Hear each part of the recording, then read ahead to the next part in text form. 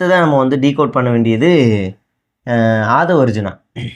அந்த ட்வீட் வந்து கீழே ஸ்க்ரீன்ஷாட் போடுறோம். அவர் எப்படி டெலீட் பண்ணுவாருன்னு எனக்கு தெரியும். அதனால தான் உஷாராக எடுத்து வச்சிட்டேன் நான். எப்படி தெரியும்?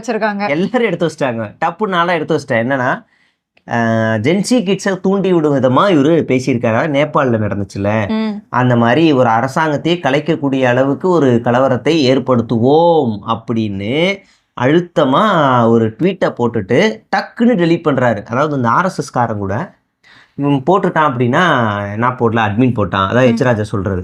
அப்புறமா எஸ்வி சேகர் வந்து இல்லை நான் தெரியாமல் படிக்காமல் ஃபார்வர்ட் பண்ணிட்டேன் அப்படிங்கிறது. இந்த சாவர்கரா இவர் காந்தியை சுட்டு கொண்ட கோட்ஸே வந்து தான் உண்மையான பேருக்கு பதிலாக வேற ஒரு பேரை போட்டு கொள்வது, இந்த மாதிரியான ஆளுங்க. ஆனால் ஆதவ் வந்து ரொம்ப மோசமானவர். எப்படின்னா டக்குன்னு போட்டு நான் வியோ டக்குன்னு டெலிட் பண்ணுறேன்னா மாட்டிக்கிட்டாரு. அதாவது இறையாண்மைக்கு எதிராக இவர் ட்வீட் பண்ணியிருக்காரு. இவர் மேலே ஊப்பா சட்டம் போடணும்.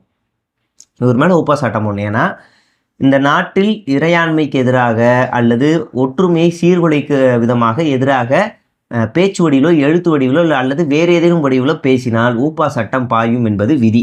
இவர் அதை